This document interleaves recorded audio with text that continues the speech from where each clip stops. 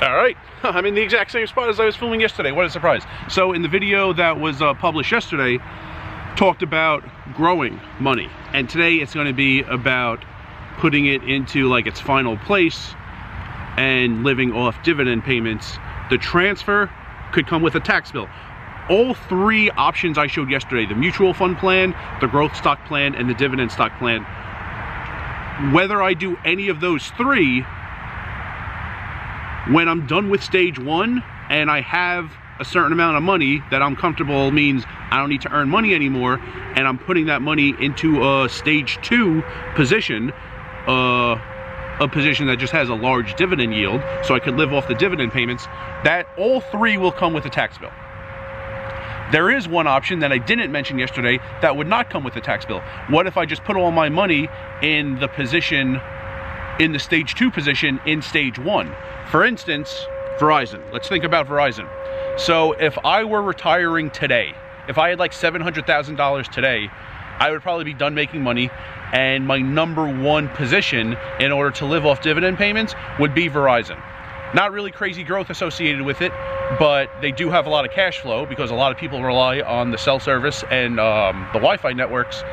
They have the cash flow to pay the dividend even though it's large. I checked last night, it was 6.73%. That's pretty big. So what if this whole time I just put all my money into Verizon?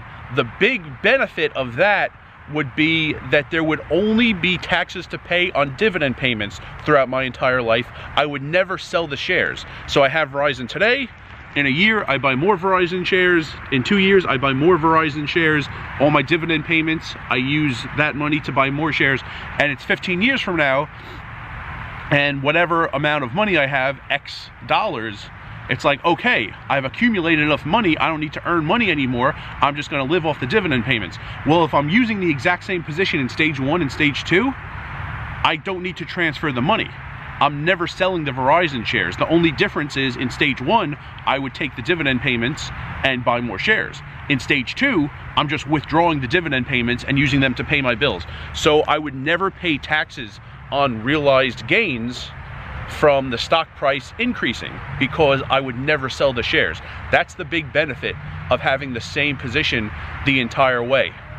But doesn't really seem to be worth it. So let's go to the graphics and look at that same calculator I showed yesterday with Verizon.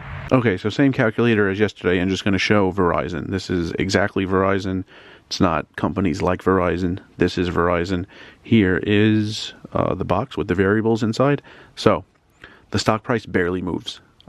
There's not a lot of like new things going on for Verizon. It barely moves. I think I looked at the past 4 years, and the average annual increase was 0.8%. The dividend, though, is huge. That's why a lot of people put their money in Verizon to live off the dividend payments. The dividend is very large. It's almost 7%. So there you see, 6.73. And the dividend amount increasing year to year, they basically increase it the minimum such that they can still say we have a consecutive year streak going of dividend increases. So it's pretty small. But where does that get you? Let's compare it like I did the others in yesterday's video to year 16, 15 years done. If I just put all my money for the next 15 years into Verizon in this projection, you don't have a large value. This is more than $200,000 below the mutual fund option I showed in yesterday's video, and that was the lowest of the three options from yesterday.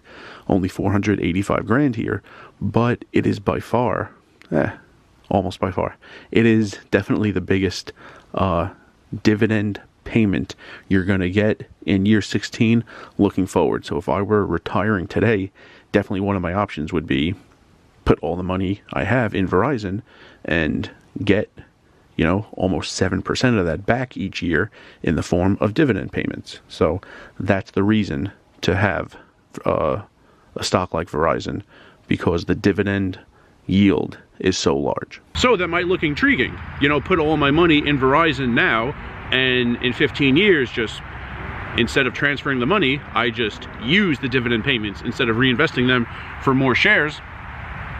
But it's not really worth it, because from yesterday's video, the dividend plan, the dividend route, got me to like $925,000. Even though, if say I did that, I put my money in such positions. In 15 years, I have like 925 grand, and then I sell all of it and put all that money into Verizon. Well, selling all of it means a huge tax bill. So it would end at 925 grand. If you remember from the calculator, that calculation started with $80,000. Along the way, there was another $130,000 that was external money. You know, at the end of every year, I had a few $1,000s I was depositing into my portfolio. Also, you pay taxes on the dividends along the way. So if there's ever a year where I get $5,000 in dividend payments, you pay the taxes on it that year. And then when you buy more shares with it, that's more quote-unquote external money going in. You don't pay taxes on it twice. So in that example, the 925,000 had about 210,000 of my own money, had about another $180,000 in dividend payments, and you only pay taxes on it once. So it's about $535,000 that I would need to pay taxes on in this 15-year plan. Well, it would be pretty annoying to pay about $80,000 in taxes on, you know, that single year, those capital gains, but it's still worth it over the, you know, like the Verizon plan, which doesn't come with a tax bill on your capital gains. Because it would only be annoying if, say, one plan meant I have like $75,000 more than another, but then there's an $80,000 tax bill. Okay, well, you wiped out all of your additional benefits because you had a huge tax bill. So the point of this video is just to tell you that if you're doing something like this, be aware that there might be one time in your life or a few times in your life that you have a huge tax bill if you're transferring a very large number of shares. I was watching a channel I like, it's called Dividend Data, and the guy was doing a Q&A video, and someone suggested something very close to this, and he said, well, if you're going to sell all of your shares at once, and like 10 years from now, understand that that's going to come with huge tax implications. So just be aware of that. Maybe you're doing something similar, or maybe something different, but you might be thinking, you know, I need to get to here. Once I get this much money, mostly, you know, the value of my portfolio, I can retire. Well, understand that once you get to there, you might do something with that money, and there might be a tax bill, and you're actually here. So maybe instead of getting to here, you need to like work 2-3 more years, and then when you transfer all that money and pay the large tax bill on it, then you're actually at the amount that you need. So just be aware that there are tax consequences.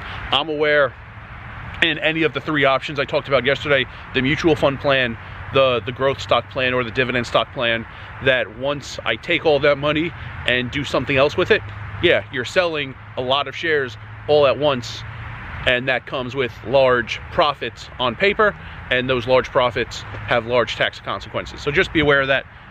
So just wanted to talk about the transfer today and the tax bill that you might incur if you do something similar, the tax bill I might incur like 12, 15, 20 years from now. And remember, rice is a spoon food.